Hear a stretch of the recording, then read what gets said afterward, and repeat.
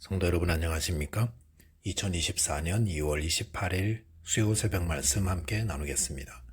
함께 나누실 하나님 말씀은 마가복음 7장 14절에서 23절까지입니다. 본문은 사람을 더럽히는 것에 대한 예수님의 가르침 기록되어 있습니다. 본문을 통해서 성도는 거룩해야 함과 날마다 회개를 통해 거룩한 삶을 살아갈 수 있음에 대해서 묵상하겠습니다. 첫째 묵상할 내용은 성도는 거룩해야 한다는 것입니다. 본문 14절에 보시면 무리를 다시 불러 이르시되 너희는 다 내 말을 듣고 깨달으라 하였습니다. 어제 본문에서 예수님은 바리새인과 서기관들을 대상으로 그들의 외식을 책망하셨습니다. 그리고 오늘 본문에서 무리를 다시 불러 그들을 가르치셨습니다. 주님께서 무리를 다시 불러 가르치셨다는 것은 정결법에 대해 바르게 알려주기 위해서라 할 수 있습니다.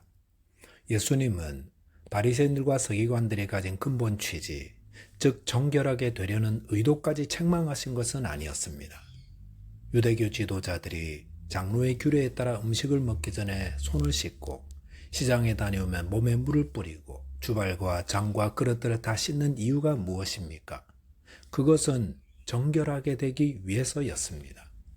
예수님은 그 의도 자체를 책망한 것이 아니었습니다. 방법이 잘못되어서 그렇지 정결하고 거룩한 삶을 살아가야 하는 것은 하나님의 뜻이요 명령입니다.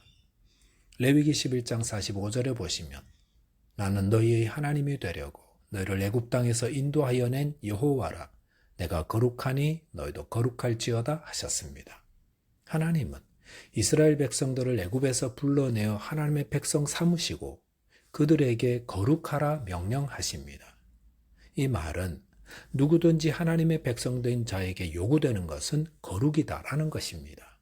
하나님은 그를 믿는 자들에게 내가 전능하니 너희도 전능하라 하지 않으셨습니다. 대신 하나님은 내가 거룩하니 너희도 거룩하라 하셨습니다. 거룩은 하나님의 백성들이 따라야 할 의무입니다.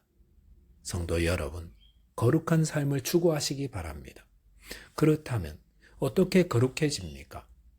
로마서 11장 6절에 보시면 뿌리가 거룩한 즉 가지도 그러하니라 라고 하였습니다. 이 말씀은 우리의 뿌리 되신 예수 그리스도 안에 있을 때 우리는 거룩하게 되었다는 말입니다. 또한 고린도전서 6장 11절에 보시면 주 예수 그리스도의 이름과 우리 하나님의 성령 안에서 씻음과 거룩함과 의롭다 하심을 받았느니라 하였습니다. 이 말씀 또한 앞의 로마서와 같은 맥락입니다. 즉 우리가 예수 그리스도를 믿음으로 성령 안에서 죄 씻음과 거룩함과 의롭다함을 받았다 이미 완료된 것을 의미합니다. 그렇기 때문에 예수 믿는 자들을 거룩한 무리, 즉 성도라 불러주시고 의롭다 여기심을 받은 자들이라 칭해 주시는 겁니다. 그렇다면 이렇게 거룩해졌으니 우리는 이미 목표에 도달한 것인가? 결코 그렇지 않습니다. 우리는 믿음으로 거룩한 자라 불리운 자들이지만 이제 그 거룩함에 합당한 자로 살아가야 하는 거룩한 의무가 있습니다. 히브리서 12장 14절에 보시면 모든 사람과 더불어 화평함과 거룩함을 따르라 이것이 없이는 아무도 주를 보지 못하리라 하였습니다. 또한 디모데후서 4장 5절에 보시면 하나님의 말씀과 기도로 거룩하여짐이라 하였습니다. 여기 히브리서나 디모데후서는 거룩해졌다라고 하지 않고 거룩함을 따르라 말씀과 기도로 거룩하여질 것이다 이렇게 말씀합니다. 이것은 모두 이미 거룩하다 불러주신 하나님의 백성들에게 거룩해야 할 의무와 명령이 주어졌음을 알려주시는 겁니다.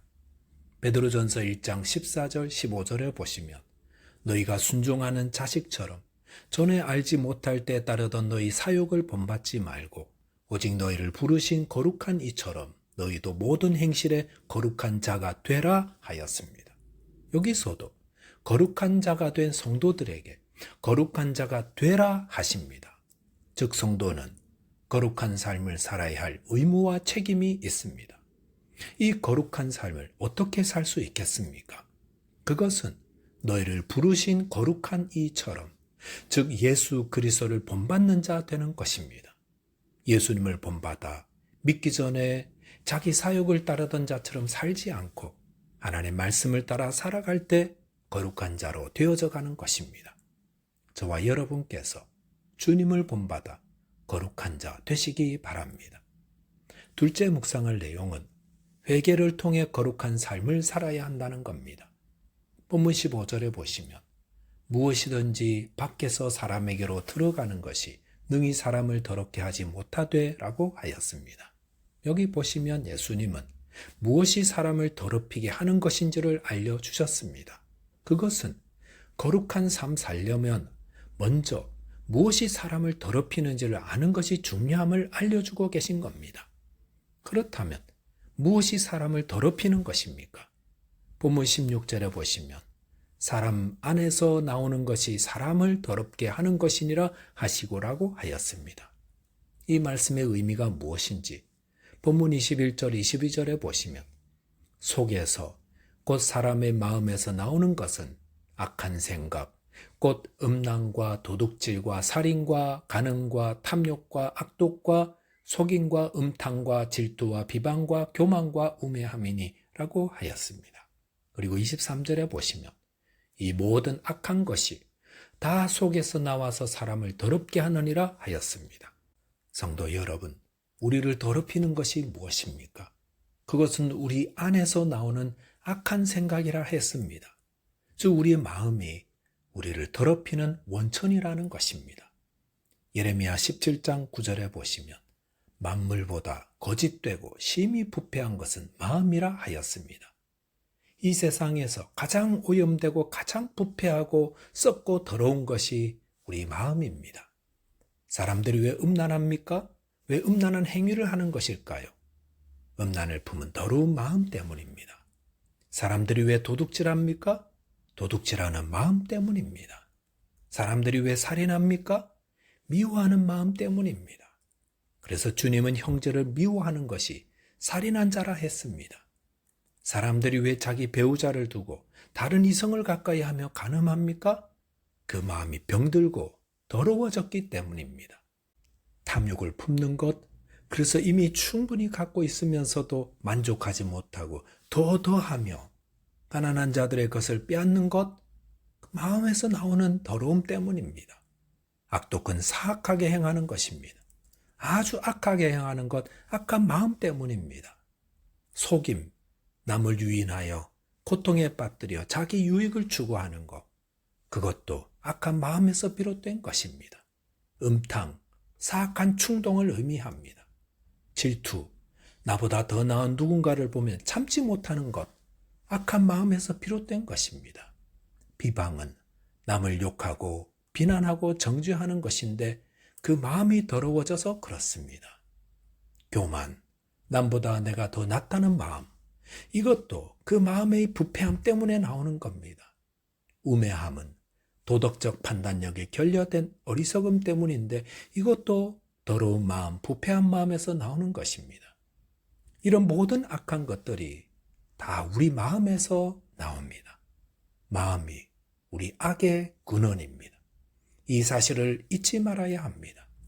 가룟 유다가 주님을 팔기 전 그의 마음에 탐심이 먼저 들어갔습니다. 우리 마음은 가르치지 않아도 그 안에서 온갖 악들이 다 튀어나오는 악의 원천입니다. 그래서 예수님까지 팔아버리게 만듭니다. 그렇다면 어떻게 해야 하겠습니까? 마음을 잘 지켜야 합니다. 어떻게 해요? 화장실 관리하듯 관리해야 합니다. 각 가정에서 조금만 관리 안 하면 금세 더러워지고 온갖 병원군으로 가득 차는 곳이 화장실 아닙니까? 그래서 화장실 보면 그 집 상태를 안다고 했습니다. 수시로 살펴야 하고 수시로 닦아내고 청소해야 화장실이 깨끗하게 관리됩니다. 왜 우리가 수시로 회개해야 합니까? 우리의 마음이 화장실 같아서입니다. 조금만 방심해도 우리 안에 교만이 올라와 더럽힙니다. 그러면 속히 주님 앞에서 회개해야 합니다. 혹은 음란한 마음이 올라오면 속히 회개하며 더러움을 씻어내야 합니다. 속히 회개하지 않으면 그 더러움이 금세 우리의 말과 삶을 지배해 버립니다. 이것이 자기를 부인하는 자의 모습입니다.